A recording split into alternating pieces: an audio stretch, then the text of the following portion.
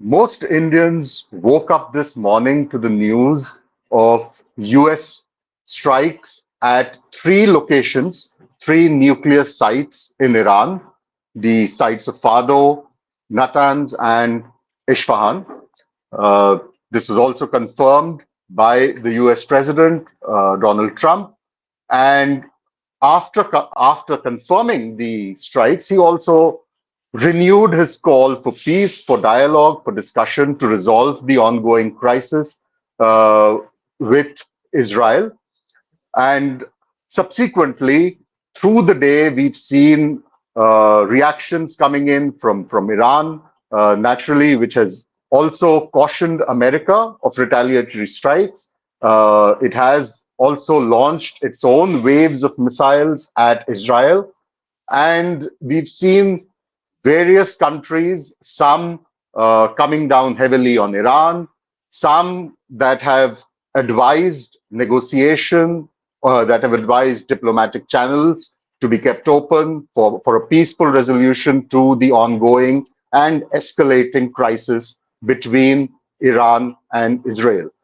India also has spoken to the establishment in Iran.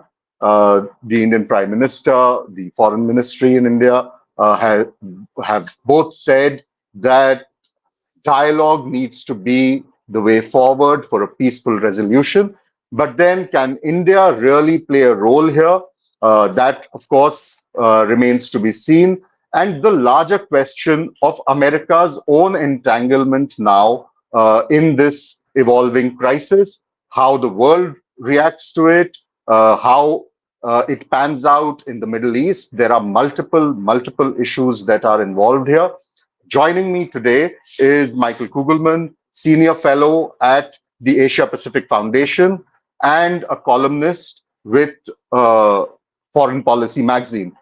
Thank you, Michael, for joining us. And since we're running a bit late, I won't beat around the bush. Let me come straight to the point and ask you first about the involvement of the USA now in this crisis. How do you see this panning out? What compelled it? Because just the other day, you saw President Trump saying he's going to wait for 15 days to take a call. There was also his nomination, a recommendation for the Nobel Peace from Pakistan that was made for him. And today we see the United States launching these strikes. How is this going to pan out in your view? Yeah, so thanks for having me. First of all, it's really so remarkable for so many reasons what's been playing out the last few hours, or I guess the last 12 hours or so. I would argue that Trump had found himself in the very situation that he most wanted to avoid from a foreign policy context, in the sense that he did not want to have to make a call about whether the U.S. joins in another country's war, and he was elected on a plank not to have the U.S. involved in so-called forever wars and so on.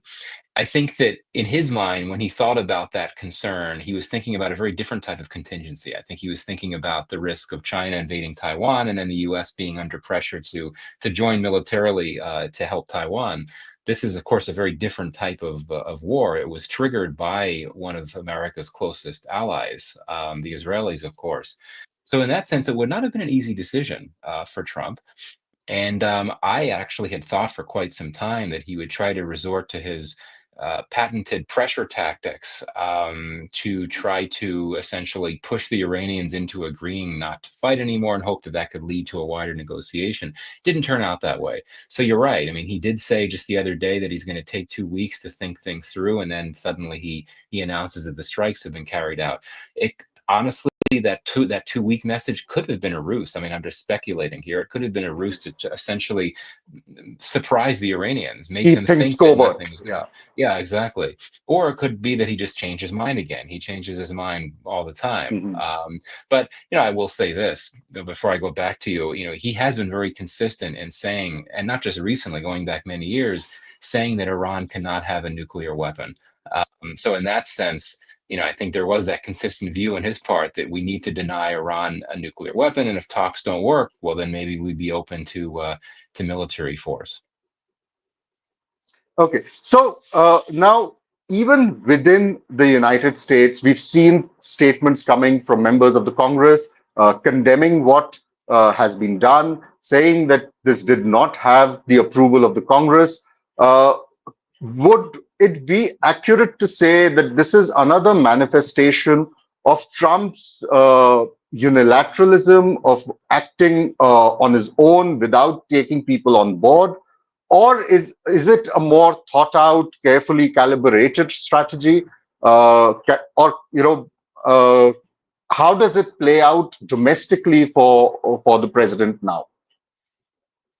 That's a great question. A large number of his core base voted for him because they didn't want the U.S. to get involved in wars and were very opposed to the U.S. presence in Afghanistan and so many other wars, Iraq, and so many other things like that.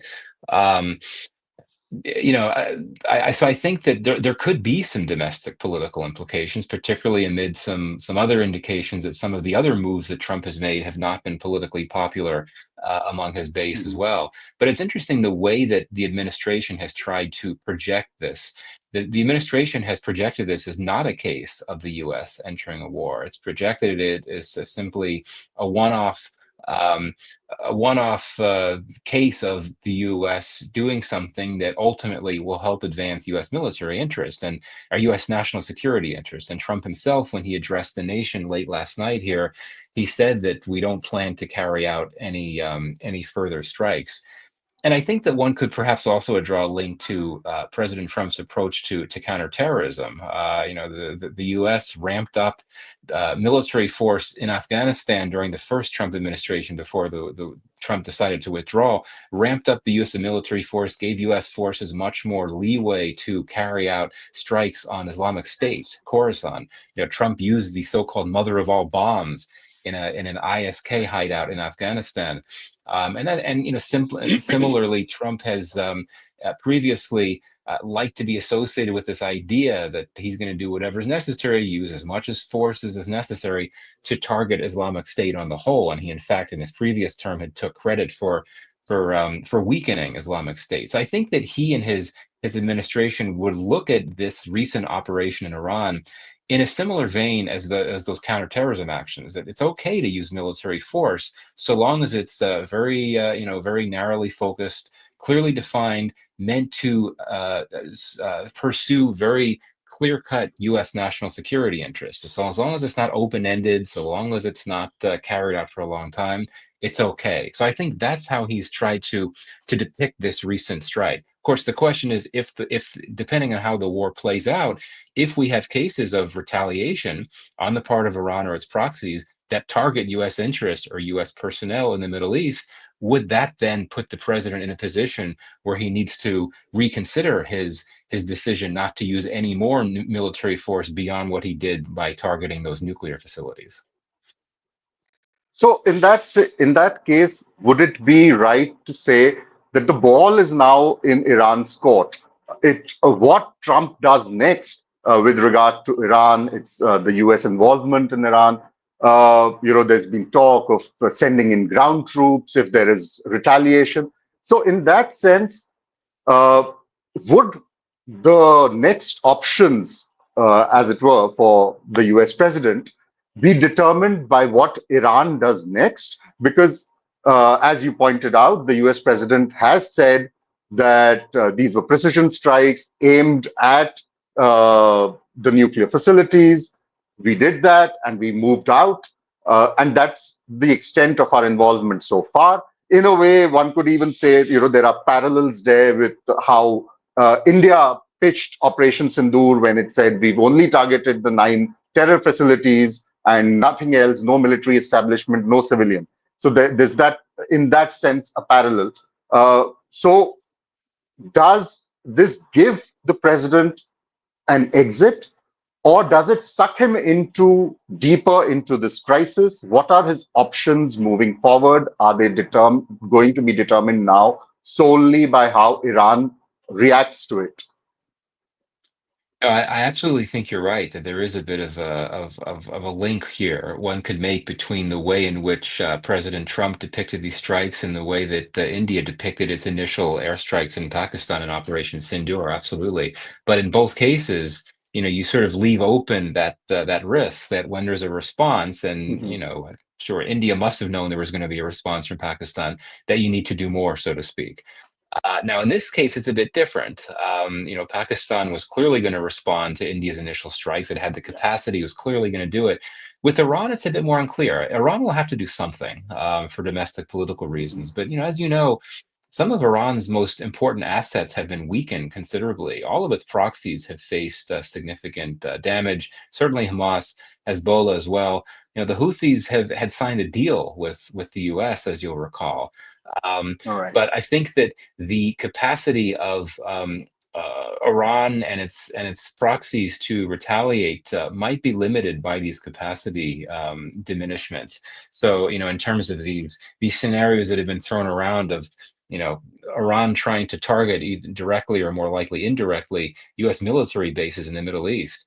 Well, that would be some kind of retaliation and could really cause a significant escalation and U.S. military counter retaliations, but it's unclear if Iran has the capacity to do that. Honestly, I think that what's more likely, and this could be just as damaging to the U.S. and U.S. interest, is economic retaliations. And there's already been a lot of buzz about the Okay. Yeah. possibilities here. If Iran shuts down the Strait of Hormuz, I mean, we know that that's a critical choke point for U.S. trade and obviously so many economies, including India's economy, depend on that to an extent. So I think that the economic retaliations coming from Tehran are the ones we really should be talking about. Of course, we should not underplay the possibility for military retaliations. Now, the question then comes back to US policy. What does the US do if Iran shuts down the Strait of Hormuz? Would that provoke some type of additional US military force? We know how Trump feels about trade and so on. So I think that's something that we all need to be talking about. I will just say this: I do not anticipate any circumstances under which President Trump would consider deploying ground troops. I just don't see that at all. To me, that seems like a Okay. complete non-starter.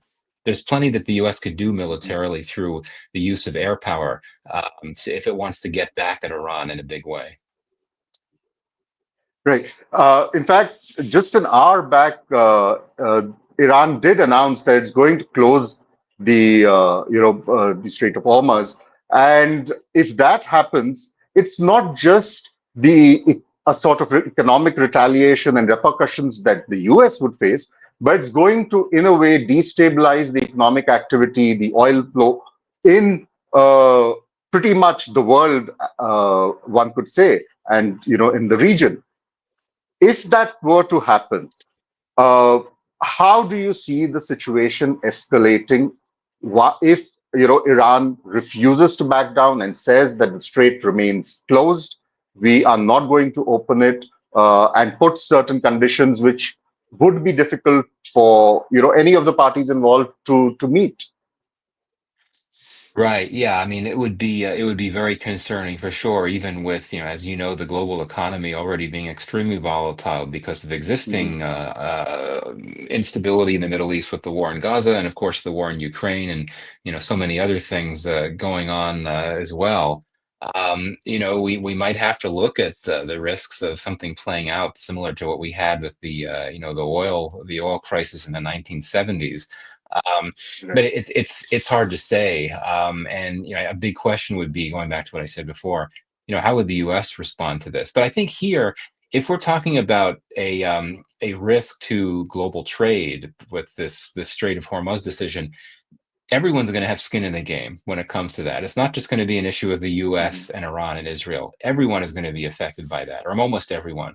So that suggests to me that efforts on the part of the international community to try to forge some type of resolution will pick up. And indeed, I mean, you said that Iran has already made that decision. If that's confirmed, then I think that we're going to start seeing a lot of diplomacy in the coming days with all of the key actors here. And it's a bit tricky given Iran's own status. I mean, it has historically had, as you know, rocky relations with some of its neighbors. Um, but I think everyone's going to want to get involved. The OIC will take a significant interest in this for sure. The Saudis, so many countries, and you have to wonder about what China might try to do. China's relationship with Iran has grown in a big way in recent years. China also has a fairly good Absolutely. relationship with Israel. So you look at actors like that, I don't think we're only going to be talking about the US and what it might choose to do, because the stakes will be so high for so many countries around the world. Absolutely. But I would like to discuss China's role, but let's go via India, before we get to China. And because whether it is Iran or Israel, India has deep historic connections, economic connections, deep ties with both these nations. Is there a role for India to play in this crisis?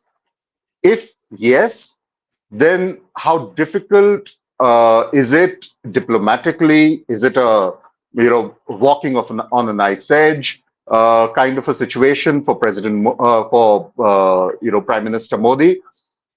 Is it going to be difficult for India getting involved, or do you see India gaining some kind of a role here? Also, at the same time, if you could weigh in on simultaneously how Pakistan could, because we know Pakistan's stand when it comes to Iran, and then the increasing bonhomie between the U.S. president and Pakistan over the last couple of days. And then today, Pakistan has been one of the countries that has also condemned the strikes on Iran. So in that situation, does Pakistan have any kind of a leverage, or is it being overhyped? And what is India's role here? Yeah, great questions. Let me start with Pakistan. I think that what's notable about Pakistan is that unlike India, it has publicly projected a willingness to play the role of mediator. Not in the broader conflict, because of course it doesn't have relations with Israel, but in terms of engaging with Iran to push for de-escalation. Iran has not, pardon me, India has not made that offer. Unlike the situation with Russia and Ukraine, where several times Indian officials had made that offer. Now, look, Pakistan is important because it has a border with Iran and because there is a friendly relationship between Pakistan and Iran. You had a very large senior Pakistani delegation in Iran just a few weeks ago that included the army chief. Some of the people that the Pakistanis met with are no longer alive. They were killed in Israeli airstrikes. Um, but you do have that channel, and I do think that Pakistan does not have the leverage in this case. Even what I said about there being a pretty good relationship, there's some issues. I mean, there's been tensions for quite some time over cross-border terrorism issues. As you'll recall, Pakistan and Iran briefly had their own military conflict last year when Iran carried out airstrikes in Pakistan to go after terrorists there. And yeah, I think that still Pakistan operates under the shadow of its long alliance with the Saudis, even as the Saudi Arabia Iran relationship has relaxed a bit thanks to a rapprochement deal a few years ago, but it's just a bit tough. And quite frankly, and I said this on Twitter earlier today, now that Trump has gone ahead and bombed Iran, I think that the fact that Munir just had that long friendly meeting Mhm. with Trump, and the fact that Pakistan nominated Trump for a Nobel, I think that's just not a good look from the perspective of Iran. And I think could make it more difficult for Pakistan to project itself as a mediator to an audience in Tehran. Now, in terms of India, indeed, as you note, India has good relations with both of these countries. I would argue, though, if you look at the last few years, its relationship is really tilted toward Israel, and that might be a That's problem right. potentially if it were to be seen as a potential mediator. I think Iran would be a bit uncomfortable with that. We know how much this relationship with Israel has deepened. I mean, I think the arms trade has increased by 30-fold over the last decade, which is a remarkable increase. And yes, India has its equities in Iran. I mean, it does some trade. It's trying to build up the Chabahar port. That's a very significant asset for India if it's able to move forward. But I do think that it would be perceived as closer to Iran, as closer to Israel, even though that's not, I don't think, how New Delhi sees things. It does value its relationship with Iran. But going back to what I said earlier, I think it's significant that New Delhi has not publicly put itself out there as a country that, as a country that would be willing to mediate. And as you know, India is always a bit sensitive when it comes to third party mediation and its own conflicts. And maybe it wants to be particularly sensitive in this case because you're looking at a particularly potentially explosive conflict. And I suspect India is most concerned about ensuring that its nationals in Israel and in Iran will be okay. I mean, you've got a fair number of Indians nationals in both Israel and in Iran. And of course, they've been trying to evacuate those from Iran in recent days. That will be the priority, I suspect. And of course, if the war widens, you have several million Indian expatriates around the wider region. Pakistan does too. That will be the priority, much more so than thinking about mediation roles. Right. But, over the last several years of, Narendra Modi's prime ministership, there have been repeated instances where, whether it was most recently, of course, in the case of Russia and Ukraine, where one of the first reactions from New Delhi would be that we are willing to mediate. And as you point out, that hasn't been so clear a message with regard to Iran and Israel. Given that this current situation comes so soon after Operation Sindoor, after the ceasefire between India and Pakistan, and the kind of politics that surrounded it, with the US president again jumping in, announcing the ceasefire even before the two governments could announce it, and then saying that he negotiated this deal, the ceasefire. The Indian government repeatedly saying that the US had no role to play in it, and we will not stand in for any kind of third-party mediation. We've not had it in the past. We don't intend on having it in the future. The US president, of course, sticking to his claim, saying, I got it done, I did it. In that scenario, does it put India in a difficult spot, even offering to mediate? Because then you'll have other countries saying that, okay, fine, if you're willing to, play mediator here, what's your problem with some other country playing mediator in your problems? No, absolutely. I think you're onto something, that the timing is indeed significant. I mean, given how focused India is on trying to change the narrative and what, in its view, set the record straight on what happened in terms of U.S. mediation in that Mhm. conflict with Pakistan. Indeed, I think it would be a bit awkward and odd if it were to now come out and talk about the importance of mediation here, particularly in a war that involves Israel, which is really, I think, one of India's closest friends at this point. And I think I would also look at, how the fact that, Israel, as you know, was one of a tiny number of countries that fully backed India during its war with Pakistan. Sorry, during its brief conflict with Pakistan, along with Taiwan and the Taliban, quite a trifecta. Um, and then, as you know, India did not sign on to that SCO statement condemning the Israeli Right. strikes on Iran. So that suggests that pardon me, that India wants to step back. It's willing to step back and essentially acknowledge that Israel has important um, objectives, important national security objectives that can be justified by military force, and that India is willing to acknowledge that and recognize that. The problem, though, is that this is the longer this war drags on, as we've already discussed, the more India's interests could be imperiled in a big way, mainly economic interests. But still, much like the war in Ukraine, India does not have an interest in a long running war here between Iran and Israel, and obviously, if the U.S. gets involved, that raises the likelihood that it could become a much more serious war. So I think that India, it's one of the many balancing acts it'll have to sort of pull off, sort of signal its support for Israel and its need to do what it needs to do military to achieve its interests, because India feels that that's the same reason why it thought it deserves support around the world for what it was doing in its conflict with Pakistan, but at the same time not wanting to suggest that it would support this idea of Israel to keep carrying out this war for as long as it needs to achieve its goals, just because that could become pretty have significant costs, particularly economic costs for India. And so, I mean, in this scenario, and given that over the last decade, we have seen India moving visibly or tilting visibly towards Israel. We've seen that happen throughout the ongoing crisis with Palestine, what's been happening in Gaza. There's been, of course, domestically within India, political parties from the opposition that have repeatedly been calling this out as a change in stance of the Indian government in terms of its foreign policy. Does the current situation with Iran add, coupled with what we're seeing in Palestine, and